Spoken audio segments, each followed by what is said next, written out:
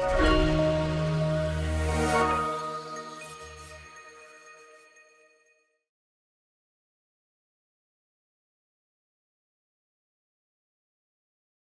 next topic is a ring counter. Ring counter is an example of shift register. Shift register में आप क्या करते हैं, data को लोड करते हैं और यदि हम उसे शिफ्ट राइट कर रहे हैं तो will shift one bit at a time in each clock pulse और after that will get one bit as output. तो यदि सपोज 4 बिट का शिफ्ट रजिस्टर है तो फोर्थ फ्लिप फ्लॉप के आउटपुट को यदि हम फर्स्ट फ्लिप फ्लॉप से कनेक्ट करते हैं तो इंस्टेड ऑफ शिफ्ट रजिस्टर ये अब क्या बन गया, रिंग काउंटर बन गया.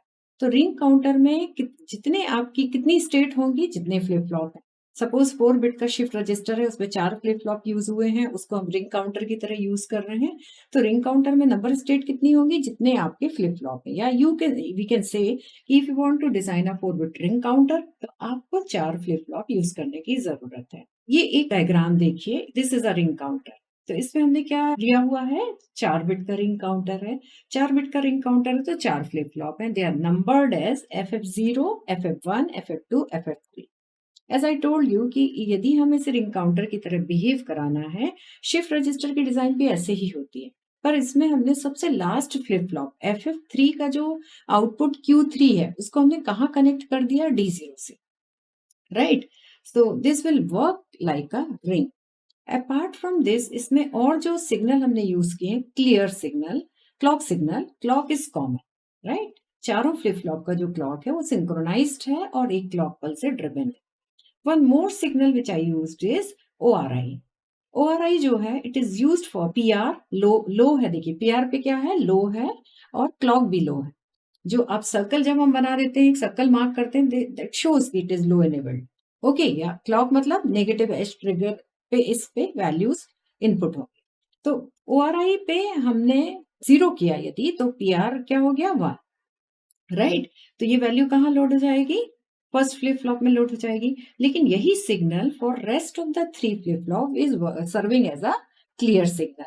तो हमने इनिशियली वैल्यू लोड क्या कर दी, इस डायग्राम से यदि आप देखें कि हमने पहले फ्लिप फ्लॉप को प्रीसेट किया और बचे हुए फ्लिप फ्लॉप को क्लियर किया. तो आपकी वैल्यूज, कहने का मतलब है when PR is 0 then output is 1. PR 0 है तो आउटपुट क्या हो गया, उसका 1 हो गया. और व्हेन CLR इज 0 तो आउटपुट कितना हो गया, इस केस में आउटपुट 1 है और आउटपुट 1 है. और व्हेन CLR इज 0 तो output, you can check it with the diagram. Right. तो आपने इनिशियल वैल्यू क्या लोड कर दी, 1 0 0 0. इसके बाद आप क्या कर रहे हैं, शिफ्टिंग कर रहे हैं. शिफ्टिंग कैसे करेंगे, in each clock pulse these two values are fixed independent of the D input and clock input. अब ORI is connected to preset, is that flip flop 1, and it is also connected to clear to flip flop 1, 2 and 3. So when Q is 1, it is generated at flip flop 1. Rest of the flip flop मतलब जो first value generate होगी वो आपकी क्या generate होगी, 1 0 0 0 0. Output Q is 1, preset 1, which is used to form the ring. Now what happens? Now check with the function table या truth table. हमने इसमें कौन कौन से सिग्नल लिए हुए हैं, ORI, क्लॉक और Q0, Q1, Q2, Q3, ये 4 फ्लिप फ्लॉप के आउटपुट हैं. तो व्हेन ORI इज लो, हमारा पहले फ्लिप फ्लॉप में clock is in material is this time. पहले फ्लिप फ्लॉप में लोडिंग क्या हो गई, 1. Rest of the flip flop is 0 0 0. अब हमने ORI को हाई कर दिया. हाई कर दिया मतलब हम उसमें लोडिंग नहीं कर रहे हैं और क्लॉक इज लो. सिंपली जो आपका डेटा पहला फ्लिप फ्लॉप का जो आउटपुट है वो दूसरे फ्लिप फ्लॉप के इनपुट से कनेक्ट है. तो अब आपका रिंग में वैल्यू सर्कुलेट हो रही है. तो आपका नेक्स्ट क्लॉक में जो वैल्यूज होंगी वो क्या होंगी, 0 1 0 0. नेक्स्ट क्लॉक में द वैल्यूज विल बी 0 0 1 0. फिर नेक्स्ट क्लॉक पल्स में 0 0 0 1.